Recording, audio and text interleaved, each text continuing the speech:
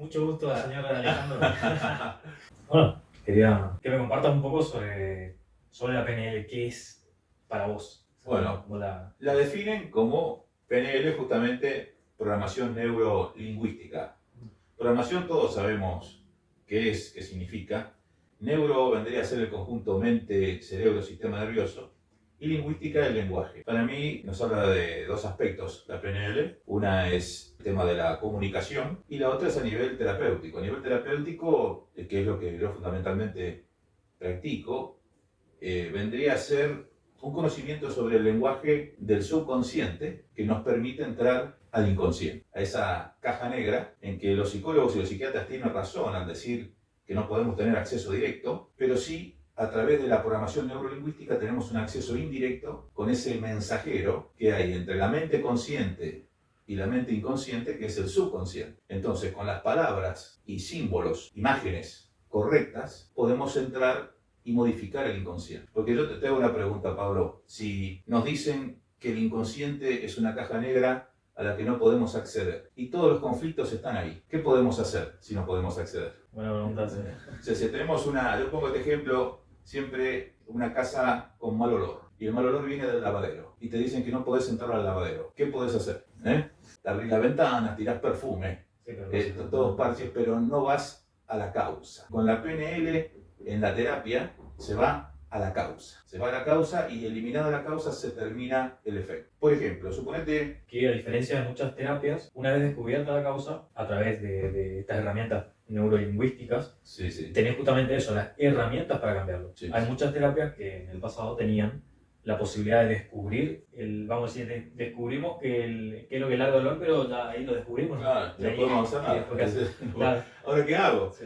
¿Ahora qué hago? Entonces, justamente con las técnicas prácticas de PNL podemos llegar a modificar el inconsciente de tal manera de eliminar la causa. Hay una técnica que se llama MDR, movimiento de retina, que se utiliza justamente para quitarle el dolor a los recuerdos. Entonces vos imaginate entrar a un recuerdo traumático y poder quitarle el dolor. Si vos le quitas el dolor, desaparece el trauma, que es lo que te limita. Te doy un ejemplo. Suponete que vos tenés un accidente de auto en donde dejaste varios heridos y te sentiste culpable. Todo salió bien, se salvaron todos, pero ese recuerdo del accidente, de repente notás que te limita en el manejo del vehículo. Que sentís una aprensión al subir al vehículo, sentís inseguridad, tenés miedo de que te vuelva a ocurrir. La mente, para protegerte, el inconsciente desarrolla un programa de protección y dice: yo no quiero que Pablo vuelva a pasar por esto. Entonces te genera miedo, te genera aprensión a manejar para que no vuelva a ocurrirte eso. Bueno, es bastante incómodo. Entonces, esas personas que vienen a mi consultorio, lo que hacemos una regresión al accidente, eliminamos los dolores de ese percance y se termina la aprensión al manejo, se termina el miedo a andar por la ruta. ¿Y qué sería cuando las personas, o qué pasa? Porque me estás diciendo, por ejemplo, que el dolor ahí lo que busca es el inconsciente, busca limitarte para que no vuelvas a pasar ese dolor. El inconsciente, el inconsciente. Sí. Ahora, ¿qué pasa con la gente, por ejemplo, que se autoflagela o que se autodestruye, por así decir?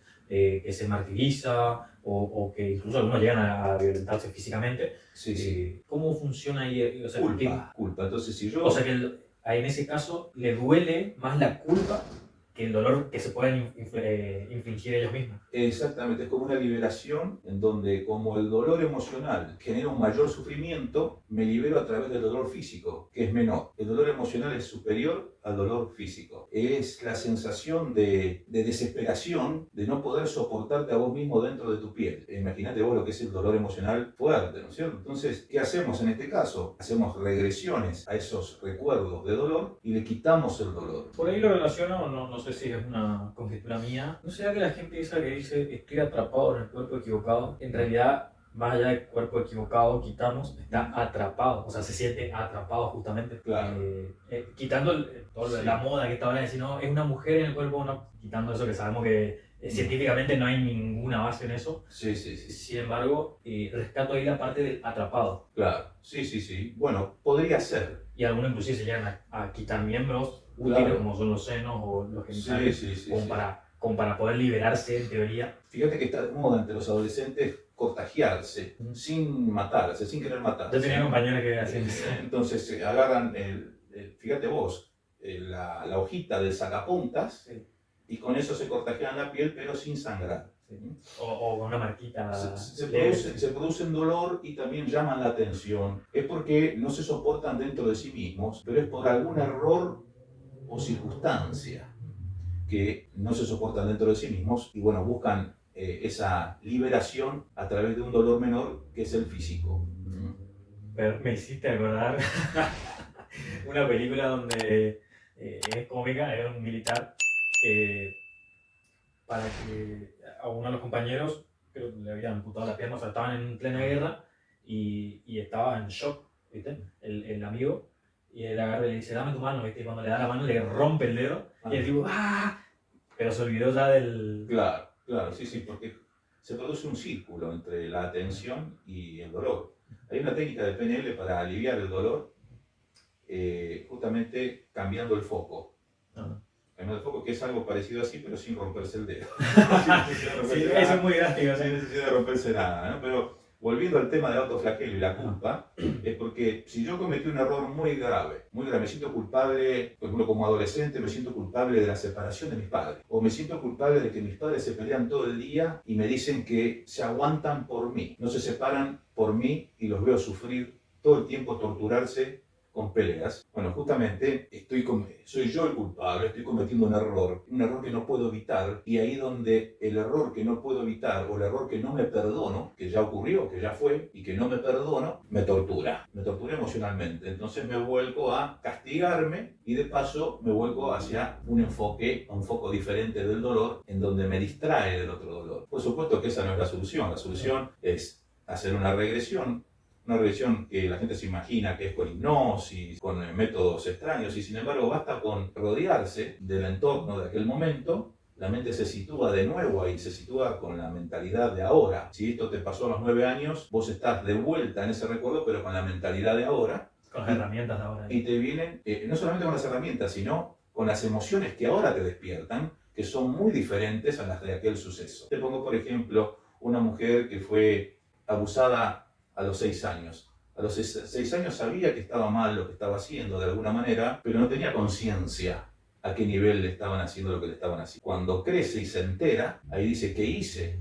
¿Cómo pude aguantar esto? Y viene una serie, fíjate vos, la víctima se culpa. De condenaciones propias, o sea, hacia sí mismo. Claro, se culpa por qué no lo hablé, por qué no lo delaté, por qué no me defendí. Inconscientemente todo, ¿eh? Inconscientemente. Entonces, bueno, ¿la solución cuál es? Regresamos a ese momento, te vienen las emociones que ahora sentís por aquel recuerdo, y ahí con esta técnica de MDR se limpia de dolor el recuerdo queda neutro de dolor. Pregunta, Sí, ¿con, sí. con quién te formaste en PNL? ¿O con quiénes o dónde? Mira, tuve la suerte, un amigo, un colega, me capacitó por amistad Sí, sí. en el tema de MDR y en la tradicional MDR, que se puede ver en YouTube, lo que hace, que ahí esto consiste en hacerte mover los ojos, chasqueando los dedos. Bueno, yo modifiqué la técnica y lo que antes tardaba prácticamente varias sesiones para eliminar de dolor un recuerdo, hoy se tarda varios minutos con la modificación que yo le hice. Me gusta este tipo de, o sea, cómo funciona el subconsciente o el inconsciente. Por ejemplo, vos estás hablando de quitar el dolor.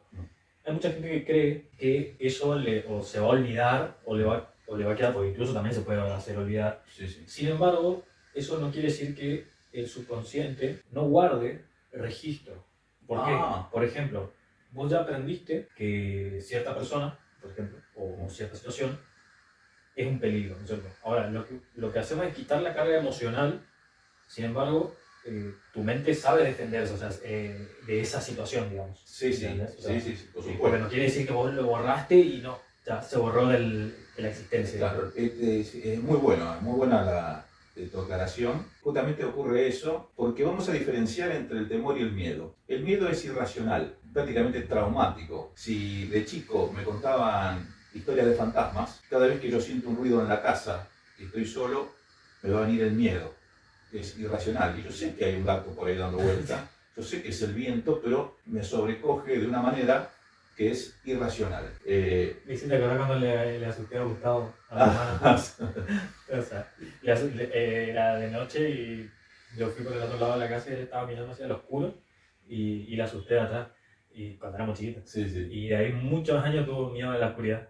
Ah, y bueno, fíjate vos cómo queda el trauma, ¿no? Es así. Entonces, una cosa es, el temor es racional, el temor es prudencia. No podemos no tener temor a lo que sabemos que nos hizo mal, porque justamente no se borra el recuerdo, se borra la emoción que genera el trauma, pero en el recuerdo tenemos claro que si tuvimos un accidente de auto por nuestro error, no vamos a volver a cometer ese error. El aprendizaje se conserva, lo que se quita es puramente el dolor que genera el trauma. Te doy un ejemplo al cruzar la calle. Suponete que te atropellaron o viste atropellar a un ser querido o a tu mascota la viste atropellar por un auto cuyo conductor estaba mirando el celular y a pesar de que cruzaste por el semáforo te atropelló. Una cosa es que te haya ocurrido esto, en donde vos si no limpiás te va a dar aprensión cada calle, cada avenida que cruzaste va a hacer pasar un momento de tensión, de estrés, y otra es la precaución natural de mirar hacia los costados por las dudas que venga alguien en estado de ebriedad o distraído o mirando un celular. Mirar a los costados al cruzar la calle, por más que esté el semáforo, es un acto de precaución. Ahora, pasar un estrés, pasar un momento de tensión con cada calle o avenida que cruzas, eso es miedo, es irracional. Esa es la diferencia entre miedo y temor. Otra cosa que la sensación que es muy común del ser humano de venganza o de el rencor, ¿viste? Porque me ha pasado de comentarle a personas sobre la PNL y que me digan, no, pero no quiero perdonarle. Ah, ¿Viste? claro. Y sin embargo, lo que no se dan cuenta es que el perdonar es una cuestión interna tuya, o sea, a vos te beneficia. Exactamente. Entonces, ojo, también otra cosa, una aclaración válida es que si se hizo un cambio, no quiere decir que tu entorno cambió, o sea, vos haces una modificación, ¿no es cierto? Sí. O sea, vas a superar un trauma, lo que sea, ponele con un familiar. Sí. No quiere decir que si te hizo mal o te hace mal, no quiere decir que vas a hacer un mate con esa persona. No vas a reincidir en esa relación tóxica que tuviste, ¿no es cierto? Es así. Bueno, muy bueno lo que me estás preguntando. Porque, mira, yo justamente al MDR, que con lo que hago limpieza emocional, le agregué en una especie de método que no te puedo decir que es de mi creación, porque es un armado de distintas escuelas por las que pasé, pero le agregué algo tomado del Ho'oponopono, el concepto del Ho'oponopono, la técnica hawaiana del perdón. Entonces, supongamos una relación tóxica, vamos a una pareja que no se puede dejar y que es tóxica, golpeador, psicópata. ¿Por qué no se puede dejar? Porque esa persona siente que invirtió demasiado dolor en esa relación para después terminar dejándolo. No se resigna a perder lo que ha perdido por esa relación. Y ahí es donde el mismo rencor acumulado actúa como lazo. Fíjate qué curioso, cuando yo hago la liberación a través de algo muy parecido al Ho'oponopono, hago la liberación del rencor a través del perdón y de la culpa a través del auto-perdón. Culpa requiere el auto-perdón. Bueno, esa persona no tiene ningún problema en cortar la relación, porque todos esos rencores y culpas actúan como ancla de la relación. Entonces esa etapa yo la llamo sanación emocional. Tiene la limpieza emocional, en donde se quitan de dolor, se le quita el dolor a los recuerdos que se pasó con esa pareja tóxica, recuerdos de traición, de violencia, de desvalorización, y después pasamos a otra etapa parecida al Ho'oponopono, pero cambiada. Yo tengo la manía de reinventar, ¿sí? Así como avanza para perfeccionar, y se pasa por las 4 etapas del Ho'oponopono: el amor, la compasión, el perdón y el agradecimiento. Por último, combino lo que es el manejo de energía, en donde la persona, en un estado especial que con plena conciencia, llega a poder visualizar los cordones de energía que la atan con esa persona y los corta. Y la mente subconsciente entiende el gesto de querer cortar, obedece y el inconsciente la libera. Lo que vos decías del perdón es cierto, porque bueno, hay una frase que dice que el rencor es veneno para el dueño del rencor. Hacerse mala sangre. Bueno, ¿no? Es veneno para el dueño del rencor. O sea que el único que sufre con el rencor es el que lo tiene. No es el que originó ese rencor el que sufre. Tenemos nosotros ese sufrimiento de sentir rencor por lo que nos hizo el que nos hizo. Entonces el hecho de perdonarlo es una liberación del rencor, de ese veneno, que no significa volver a la misma relación. Es perdonarlo interiormente y ya no tratarlo más. O tratarlo políticamente. Si es alguien del que no me puedo desprender, en la realidad, un jefe, padre, y soy menor, por ejemplo. Entonces, al perdonar, se termina ese rencor y ya no hay dolor. Es llamativo porque cuando se aplica esto, primero el cambio de actitud se nota en la persona que hace el proceso y después cambia cómo la otra persona o el que incentivaba como decir que por ahí no te puedes alejar, aún así la otra persona también cambia. Es que justamente vivimos en una acción y reacción. Toda acción corresponde a una reacción. Al cambiar nosotros la actitud con esa persona, al habernos liberado del rencor, ya no generamos una hostilidad, no radiamos una hostilidad latente hacia esa persona nos percibe de otra manera y cambia también su actitud hacia nosotros. Puede cambiar de diferentes formas, porque ahora me hiciste acordar, por ejemplo, una vez que yo nunca me gustó mucho trabajar para otra persona.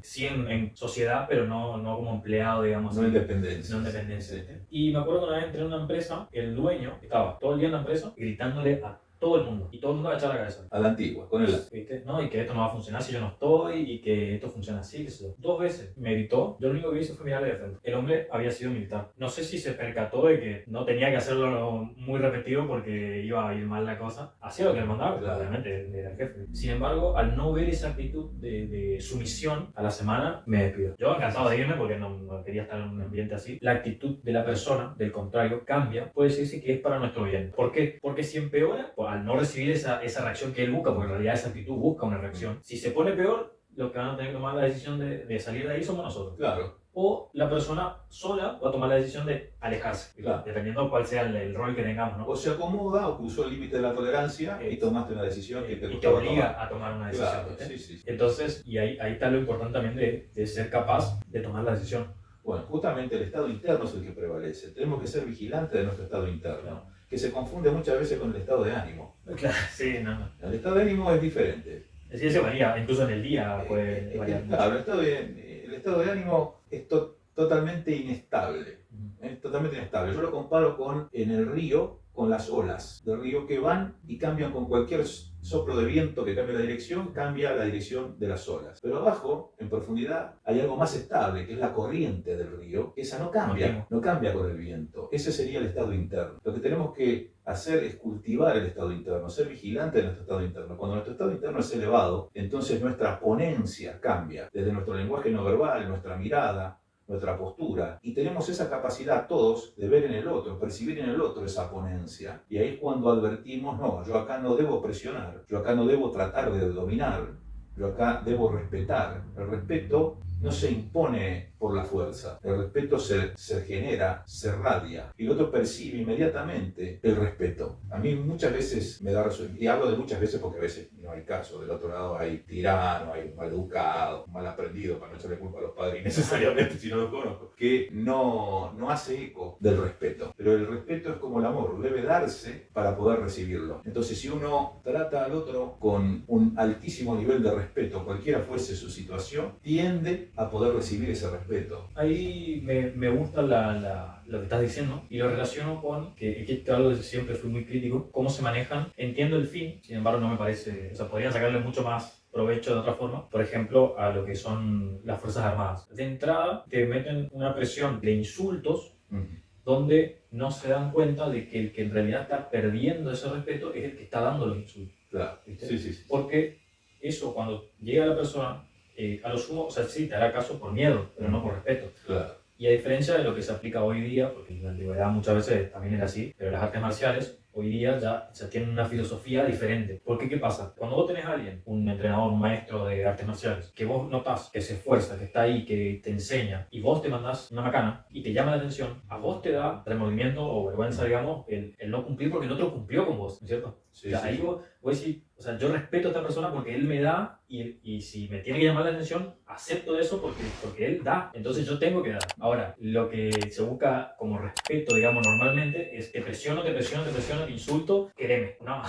Claro, uno nunca puede saber cuando llega la guerra, cuando llega el momento de los bifes, ¿no? ¿Cuántos sargentos mueren por un balazo dado de su propio lado? Cierto. Por haberse ganado el odio de su subordinado. Claro. En cambio, los verdaderos líderes hacen que sus subordinados los amen, además de respetar. Se ganan el amor y el respeto de sus subordinados, y esos son los que se juegan por lo que dice el líder. Justo que me hiciste verdad, estaba pensando en un líder, ellos se llaman líder, pero un dictador comunista, que cuando el pueblo se levantó, creo que fue el Ucrania. Cuando el pueblo se levantó, quiso escapar y se fue con la mujer a una base militar para poder escapar a la Unión Soviética. Cuando llegó a la base militar, los mismos militares le hicieron un juicio de 5 minutos, creo que duró, y le fusilaron. O sea, Sí, sí, y él, sí. él era el líder, supuestamente, Claro. nadie lo quería, ¿no? O sea que estoy escribiendo una especie de cuento, ensayo, Ajá. que se llama Reflejos, después te lo voy a pasar cuando termine de pulir, que trata justamente del análisis de la ley del espejo, en donde juega con un doble sentido. Por un lado, el reflejo del espejo en el otro, ¿no? Ver al mundo como un espejo, observarnos a través de ese reflejo que damos, y por otro lado habla de reflejo de esas acciones involuntarias, instintivas. Por ejemplo, esto me inspiró un video de un espejo que pusieron en la selva y vi un gorila. Ah, ese, mira. Y se mira al gorila y claro, ve a otro gorila y se siente invadido en su territorio. Entonces, ¿qué refleja? Refleja agresión, dominio, imposición, pero ve que el otro le contesta de la misma manera. Claro. O sea, Buenísimo, me encanta, me encanta. hasta que rompe, porque termina encabronándose tanto con su reflejo que va contra él, rompe el espejo y claro, el otro gorila huyó para él. Pero no se explica cuántas heridas le pudo hacer en tan poco tiempo por haber roto el espejo. Sí. Entonces, en base a eso hay todo un cuento que después te lo voy a mandar. Buenísimo. Porque buenísimo. no nos damos cuenta que nosotros lo que radiamos, y esa es la verdadera ley de atracción, lo que radiamos recibimos normalmente. El que radia odio no puede evitar que el odio devuelva. El que radia respeto y amor, que es el verdadero líder, tiene la ventaja justamente de ser seguido a toda costa en los peores momentos, ser rescatados por sus propios hombres en el momento donde realmente el de los bifes. Teniendo en cuenta eso que decís, digamos, lo que se irradia, ¿qué es lo que hicieron la mayoría de los líderes religiosos más grandes? Siddhartha Gautama, Jesús, irradiar eso. Y por eso se extendieron tanto. Fíjate que a diferencia de Mahoma, aunque tiene muchas cosas lindas el Corán, por ejemplo, Sí, sí. fueron muy guerreros, digamos, y hasta hoy día siguen en guerra. Hasta hoy día ese conflicto, que es interno en realidad, o sea, Sí, sí. se refleja en esos conflictos bélicos, pero es interno. Y tenés como ejemplo la Franja de Gaza, porque justamente lo que está pasando, cuando yo atiendo un matrimonio, porque hago terapia de parejas también, siempre les pongo como ejemplo la Franja de Gaza. ¿Por qué están peleando? Si vos, una guerra que tiene no sé qué cantidad de años ya, y vos le preguntás, son varias generaciones de combatientes, y vos le preguntás a un lado y otro por qué siguen en guerra, y es porque mataron a mi hermano, le mataron a mi padre, del otro lado dice, perdí mi familia. Entonces, por ese pasado de muerte siguen matando hermanos, siguen matando familias. Me hiciste acordar a una chica que había conocido, ella está en México, me contaba que ella es descendiente de sirio-libanés. Se conoció a un muchacho, hablaban re bien y como que estaban pegando onda, hasta que él le dijo que él trabajaba en la OTAN. Y los de la OTAN le mataron al hermano de ella en una guerra. Entonces ya lo descartó al hombre. Yo digo, a ver, no, o dudo mucho que haya sido él específicamente el que le pegó el tiro a tu hermano, ¿viste? Claro. Y fíjate cómo ya se genera una división y un posible pérdida de conocer a alguien maravilloso. Sí, sí, es el principio de toda discriminación. Y eso viene, como decir, por generación y ya la tercera parte de la generación ya no sabe ni por qué era el conflicto principal, digamos. Ahí, bueno, volvemos a lo que era el rencor, el guardarse el Claro, rencor. sí, sí. Me llama la atención cómo eso crece adentro. No es algo que queda ahí como se quedó, sino que va creciendo, va escalando. Sí, sí, sí, sí. Que justamente como todo tóxico que guardamos dentro va corrompiendo cada vez más, nos va alterando cada vez más si no se limpia. Por eso yo insisto en la limpieza emocional. Te termino con algo pendiente. Vos me preguntabas, por ejemplo, hablando de discriminación, qué pasa con el que se siente de otro género dentro de su cuerpo. Sí. Bueno, es algo que algunos con teorías espirituales dicen que fue justamente nació en el cuerpo equivocado. Yo no te puedo hablar con certeza porque no hay estadísticas en esto que puedan demostrar una teoría u otra. Para mí tiene mucho que ver, hay una serie de factores. Yo insisto en la crianza, el abuso puede haber tenido que ver también, el abuso en la infancia inclina hacia la homosexualidad. Un niño que fue criado entre mujeres sobreprotectoras y sobre todo si su madre quería tener una nena y comete el error de vestirlo como una nena, el chico y demás. Entonces son tantos los factores que no te puedo decir. Hay una teoría espiritual es que, bueno, nacimos en el cuerpo equivocado. Bueno, si creemos en Dios, debe haber sido para tener una experiencia diferente, ¿no? Exactamente, o sea, no tuvo que ser equivocado. Sí, tal cual. Pero bueno, ya vamos a tener tiempo para explayarnos un poco más. Hay que hacer el intento. Esa gente que se siente incómoda dentro de su cuerpo tiene que hacer el intento. De sentirse cómodo. Claro, de No, limpiarse claro. emocionalmente, a ver qué hay detrás de todo eso. Explorar, encontrar la causa, eliminarla y ver qué pasa, a ver si realmente es así. Yo sinceramente estoy convencido de que no, porque las estadísticas de esa gente incluso en los lugares donde más los apañan, se suicidan. Claro, Incluso en los lugares donde más los apañan. claro. Igual vamos a tener más tiempo otro día para Un seguir placer, charlando. así un que placer y siempre contás conmigo. muchos Gracias, Pablo, éxitos. gracias.